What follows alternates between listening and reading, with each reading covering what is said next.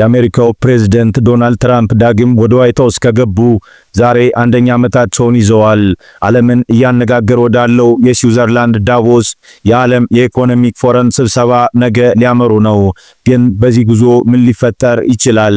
ዓለምስ ባለፈው አንድ ዓመት ምንስ አሳለፈች? ትራምፕ ግሪንላንድን እገዛለሁ የሚለው ሐሳባቸውን ይዘው ወደ አውሮፓ ይበራሉ። አውሮፓውያን መሪዎች ግን በነገሩ ተደናግተዋል። በዓለም የኢኮኖሚክ ፎረም ላይ አሜሪካ ትቅደም የሚለውን ፖሊሳቸውን በማንጸባረቅ አዳዲስ የንግድ ታሪፎችን ለዓለም መሪዎች አስተዋውቃሉ ተብሎ ይጠበቃል። በቻይናና በአውሮፓ ምርቶች ላይ በጣሉት ከፍተኛ ታሪፍ ምክንያት የዓለም ገበያ ውጥረት ውስጥ ገብቷል። አሜሪካ ከኔቶ ልትወጣ ትችላለች በሚል ስጋት የአውሮፓ መሪዎች ከፍተኛ ጭንቀት ላይ ናቸው።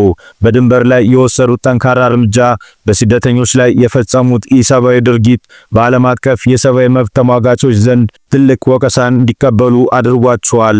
ትራምፕ በዳቮስ ቆይታቸው ዓለምን ይበልጥ ያረጋጋሉ ወይስ አዲስ የፖለቲካ ማዕበል ይዘው ይመጣሉ? የእናንተ ሐሳብ ምንድነው? ኮሜንት ላይ ሐሳባችሁን አስቀምጡልኝ።